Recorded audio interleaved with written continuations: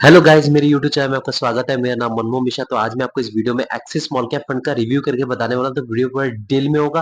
मैं आपको इसमें एक्सेल शीट में फंडामेंटल एनालिसिस करके दिखाऊंगा और लास्ट में आपको कंक्लूजन में ये भी बताऊंगा आपको इसमें इन्वेस्टमेंट करना चाहिए या नहीं करना चाहिए, और अगर आपको इसमें इन्वेस्टमेंट करना चाहिए तो कितने साल तक करना चाहिए। तो मेरे चैनल को सब्सक्राइब जरूर कर दीजिएगा। मैं शुरू लाते था हूँ, चलिए शुरू करते हैं।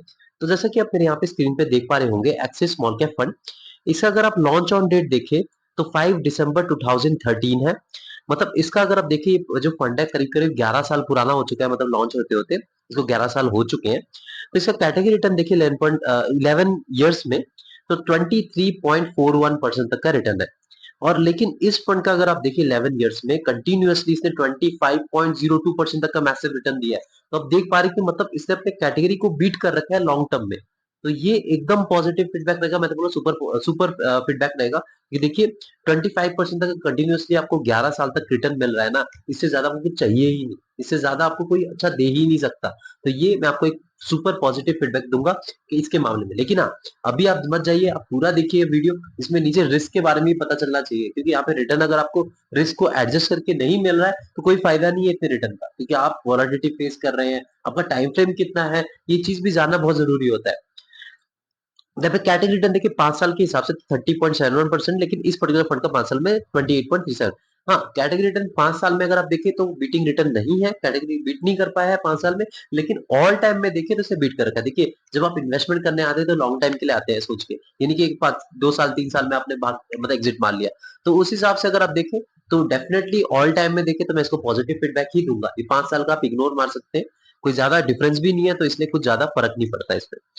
मान लीजिए आप इस पर्टिकुलर म्यूचुअल फंड में अपने 1000 रुपए इन्वेस्टमेंट कर रहे हैं कंटिन्यूअसली हर महीने 10 साल तक कंटिन्यूअसली आप करते हैं, तो आपका जो अमाउंट डिपॉजिट होता है वो 1.2 लाख रुपीज, और 1.2 लाख रुपीज 10 साल के बाद कन्वर्ट होकर बन जाता है 3.93 लाख रुपीज में। मतलब देख रहे हैं कि पैसा जो है करीब करीब 4 लाख रुपए बन जाते हैं। मतलब आपका पैसा जो 3 गुना से ज्यादा बन जा रहा है, वो भी सिर्फ वो भी 10 साल में। 10 साल में आपका 3 गुना से ज्यादा बन गया आपका पैसा, वो भी एसआईपी में। तो अब देख पा रहे हैं कि इन्वेस्टमेंट की ताकत वो आपको नीचे भी पता चली गोल्ड और एफडी में। तो गोल्ड में मान लीजिए आपने इसमें इन्वेस्टमेंट किया होता और इस फंड में ना इन्वेस्टमेंट करके गोल्ड में किया होता, तो आपको तो 1000 रुपए डिपॉजिट किया होता, 10 साल में आपका 1.2 लाख रुपीज हो गए होते और 1.2 लाख रुपीज कन्वर्ट होकर बन गया होता 2.07 लाख रुपीज में। तो आप देख पा रहे हैं कि मतलब पैसा जो है आपका डबल से भी कम है। डबल होता है यहाँ पे 2,40,000 रुपए, लेकिन 2.07 लाख रुपीज तो उससे बहुत कम है। लेकिन अगर आप एफडी करते तो आपको 1.74 लाख रुपीज होता। तो आपको यहाँ पे आकाश पाताल का डिफरेंस दिख रहा होगा अगर आप इसका क्या नाम है एफडी और इस पर्टिकुलर म्यूचुअल फंड के रिटर्न को कंपेयर करेंगे तो।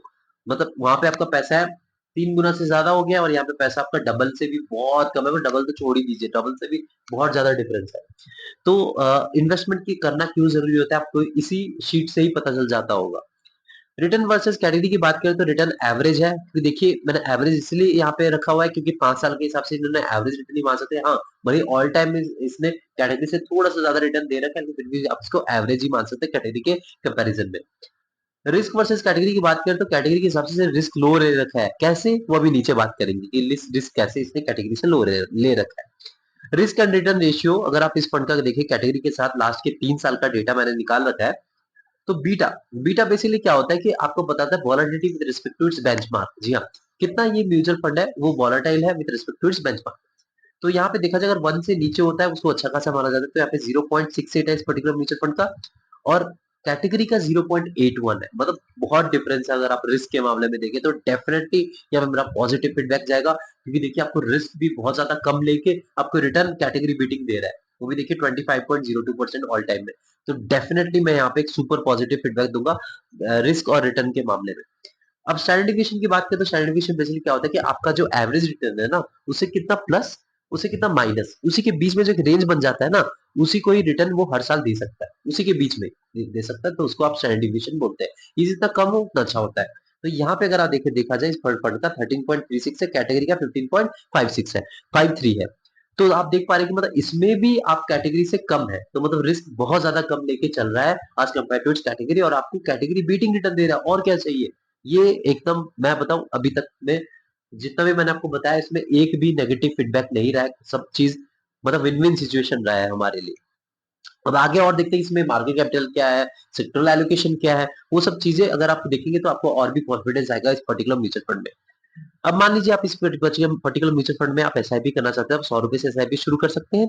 अगर आप इसमें लमसम करना चाहते हैं, आप 100 रुपए से लमसम कर सकते हैं, जो कि बहुत बढ़िया पॉजिटिव फीडबैक रहता है, क्योंकि आजकल बच्चे लोग भी इन्वेस्टमेंट करते हैं, स्टूडेंट लोग भी इन्वेस्टमेंट कर रहे हैं 100 रुपए से, बहुत बढ़िया है। अब यहाँ पे टाइम लॉक इन पीरियड की बात करें, कोई भी लॉक इन पीरियड नहीं है, कभी भी आप इसमें इन्वेस्टमेंट कर सकते हैं, कभी भी आप इसमें से एग्जिट मार सकते हैं। एम साइज की बात करें तो एम का फुल फॉर्म होता है एसेट अंडर मैनेजमेंट। इस पर्टिकुलर म्यूचुअल फंड का इससे आपको क्या पता चलता है कि मतलब इस पर्टिकुलर म्यूचुअल फंड में कितना पैसा इन्वेस्टेड है। तो इसमें क्या होता है कि मान लीजिए आपका एम साइज कम है, तो आपको पता चलेगा कि यार इस म्यूचुअल फंड में ज्यादा लोग भरोसा नहीं कर रहे हैं, तभी इसका एम साइज कम है, क्योंकि लोग जो कम इन्वेस्टेड है। अगर एम साइज ज्यादा होता है, सिर्फ प्रॉब्लम क्या आती है, फंड मैनेजर को मैनेजमेंट में दिक्कत आती है। वो कई बार क्या करते हैं, एसआईपी बंद कर देते हैं, लमसम बंद कर देते हैं। लेकिन देखिए, ज्यादा हो तो कोई ज्यादा फर्क नहीं पड़ता है, लेकिन कम हो तो ये थोड़ा मैटर ऑफ कंसर्न है। कंसर्न किस मामले में है? रिटर्न के मामले में नहीं है। मामले में ये है कि लोगों का भरोसा इसमें कम है, कुछ ना कुछ इस यहाँ पे प्रॉब्लम है, तभी यहाँ पे भरोसा कम है। तो इसलिए अगर आप देखा जाए यहाँ पे एम साइज 24,766 करोड़ है। तो मैं आपको बता रहा हूँ इसका एम साइज एकदम परफेक्ट है। मैं बताऊँ इसमें पॉजिटिव फीडबैक रहेगा, क्योंकि मैंने आपको एक क्राइटेरिया सेट कर रखा है। अगर आपको जो फंड है ना, 10 साल से पुराना फंड है और 15 साल के बीच में है, तो आपका जो परफेक्ट एम साइज होता है वो 10,000 करोड़ रुपीज से लेकर 30,000 करोड़ रुपीज के बीच में हो। तो यहाँ पे एकदम परफेक्टली यहाँ पे सेट बैठा है, 30,000 के अंदर ही है। तो एक्सपेंस रेशियो की बात करें तो एक्सपेंस रेशियो में देखा जाए, एक्सपेंस रेशियो बेसिकली क्या होता है कि देखिए, आप दिमाग लगा नहीं रहे हैं, दिमाग लगाने वाला तो फंड मैनेजर है, फंड मैनेजर आपको दिमाग लगा के इन्वेस्टमेंट करके आपको रिटर्न दिलवा रहे हैं, तो उनको एज ए मैनेजमेंट फीस कुछ पैसे देने पड़ते हैं। तो यहाँ पे एज ए मैनेजमेंट फीस कुछ हिस्सा देना पड़ता है, तो उसको एक्सपेंस रेशियो के फॉर्म में देना पड़ता है। तो लॉन्ग टर्म में अगर आप देखें तो ये भी बहुत बड़ा मैटर कर जाता है। तो ये जितना कम हो उतना अच्छा होता है। तो मैंने जो क्राइटेरिया सेट कर रखा है वो आपको 1% से नीचे हो तो ज्यादा अच्छा रहता है।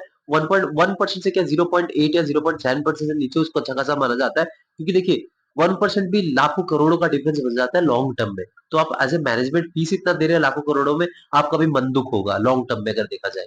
तो यहाँ पे अगर 0.7% से नीचे है तो उसको एक अच्छा खासा म्यूचुअल फंड माना जाता है। लेकिन 1% से नीचे लोग कहते हैं, लेकिन मैंने जो क्राइटेरिया सेट कर रखा है 0.7 या 0.8% से नीचे, तो उसको अच्छा खासा आप मान सकते हैं।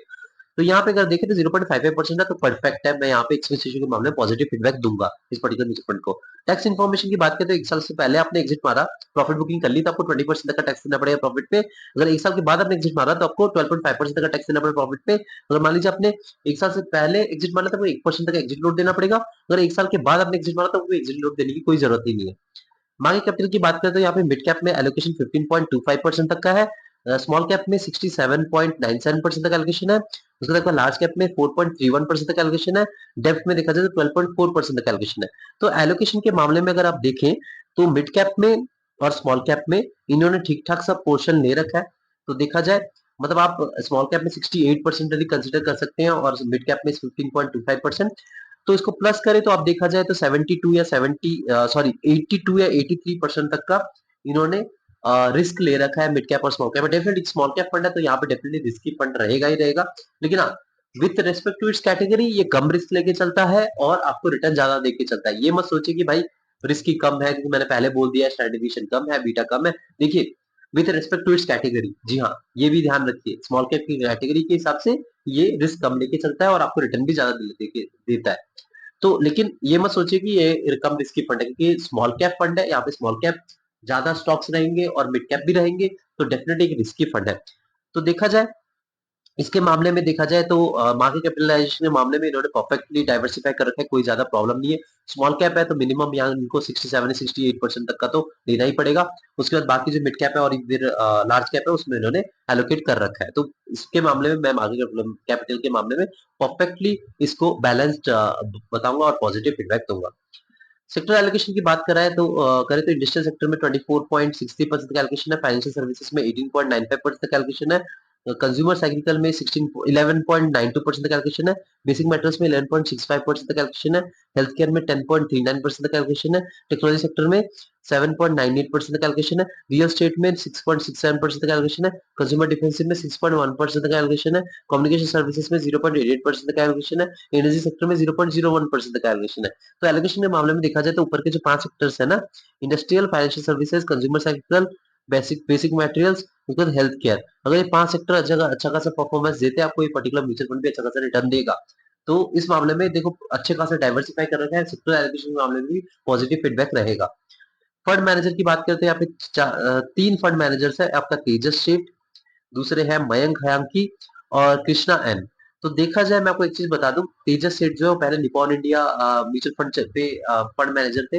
इनको बहुत ज़्यादा एक्सपीरियंस है, लेकिन यहाँ पे आपको दिख रहा होगा 0.52 पर ईयर्स है। तो ये 0.52 ईयर्स इस पर्टिकुलर एक्सिस म्यूचुअल फंड, जो स्मॉल कैप म्यूचुअल फंड में इनका एक्सपीरियंस है, जो कि आपको कम दिख रहा होगा, लेकिन ये बहुत ज़्यादा अच्छे खासे एक्सपीरियंस फंड मैनेजर है। तो इनको मैं उस ओवरऑल फंड मैनेजर के मामले में मैं पॉजिटिव फीडबैक दूँगा। आप इनके बारे में रिसर्च कर सकते हैं। यहाँ पे इसको इग्नोर मार दीजिए कि 0.52 ईयर्स, इनका डेफिनिटली मैं आपको बताऊँ 13 से 14 साल का एक्सपीरियंस है, उससे ज़्यादा आपको मिलेगा। लेकिन आप इनके बारे में रिसर्च कर सकते हैं। मैं आपको बता रहा हूँ past return Nippon India small cap fund ने कितना ज़्यादा दिया है। तो उनके फंड मैनेजर ये थे। तो आप समझ पा रहे होंगे कि कितना दम है इस पर्टिकुलर म्यूचुअल फंड में। और बाकी दोनों के मामले में बताएँ तो कम-कम एक्सपीरियंस दिख रहा है आपको, लेकिन एक्सिस स्मॉल कैप फंड में इनका थोड़ा कम एक्सपीरियंस है, लेकिन ओवरऑल देखा जाए तो ठीक-ठाक सा एक्सपीरियंस आपको मिलेगा। फंड मैनेजर के मामले में आप तेजस सेठ को रिसर्च कर सकते हैं, उनके बारे में आप जान सकते हैं, उनकी पास्ट हिस्ट्री क्या है, उन्होंने कैसे रिटर्न दिलवा रखे हैं, उन्होंने कैसे कैसी स्ट्रैटेजी रहती है, जिन्होंने Nippon India small cap fund के लिए काम कर रखा है। तो आपको पता है Nippon India small cap fund में लॉन्ग टर्म के लिए मतलब अगर 11 या 12 साल के अगर आप देखेंगे तो 27% तक का मैसिव रिटर्न दे रखा है, और स्मॉल कैप फंड में इतने लॉन्ग टर्म में किसी ने भी ऐसा रिटर्न नहीं दे रखा है अभी तक। रेटिंग की बात करें जिसको 5 आउट ऑफ 5 रेटिंग मिलेगा। जी हाँ, इसमें कुछ भी खराबी नहीं मिली है, मैं आपको बता रहा हूँ। देखिए सबसे पहले आपको कैटेगरी बीटिंग रिटर्न है, उसके बाद आपको रिटर्न तो अच्छा दिलवा ही रहा है, प्लस रिस्क भी कम ले रहा है। मिनिमम एसआईपी और वो लमसम भी आपको कम पैसे से कर रहे हो, 100 रुपए से सिर्फ कर रहे हो।